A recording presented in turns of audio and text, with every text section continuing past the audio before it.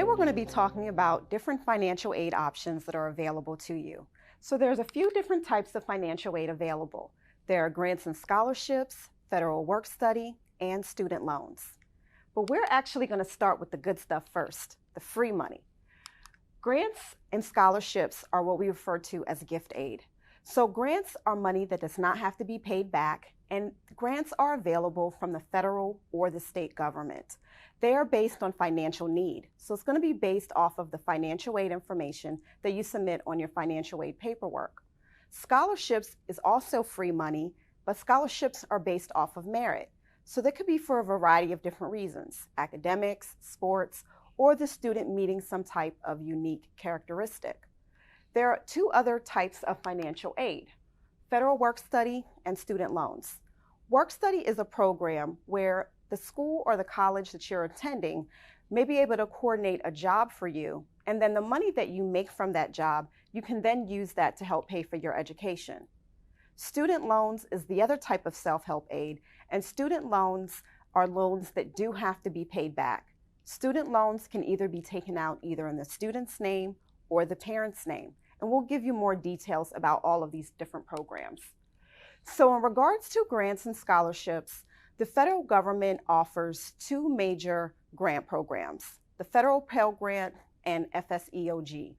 Both of those grant programs are going to be based off of financial need, so you will need to complete the free application for federal student aid in order to see if you qualify.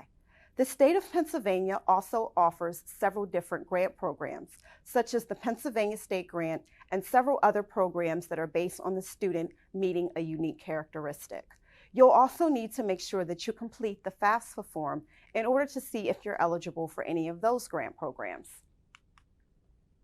Now, when we talk about scholarships, a good rule of thumb is that you should definitely try to focus in on local scholarships that may be available in your area.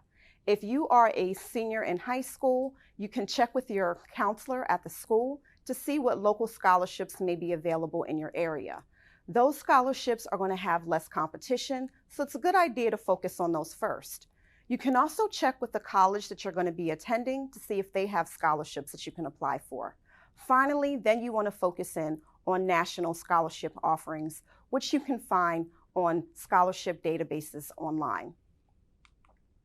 Federal Work Study is the program where the school can coordinate a job for you. Let's say you could be working maybe in the library or maybe the cafeteria, and then that money will then be able to help you pay for your cost of education. Some things to keep in mind about work study is that it's not available at all schools, so you'll definitely want to make sure you check with your school to see if it's available. Also, the money that you can get from that is going to vary depending on the hours that you work and things like that. So you'll also want to talk about that with the school if you're interested in pursuing that. Also, you do have to complete the free application for federal student aid in order to qualify for work study. Now let's talk about student loans. So student loans are called federal direct loans, and they're available from the federal government. Federal direct loans can be taken out either by the student or the parent. Student loans do not require a credit check, while Parent Plus loans do. So you'll want to make sure that you keep that in mind when you're applying. Any student that wants to get a federal direct loan will be able to do that, and the amounts that you can borrow are based on the grade level that you're going to be when you're in school. You can also find out more information about these programs on studentaid.gov.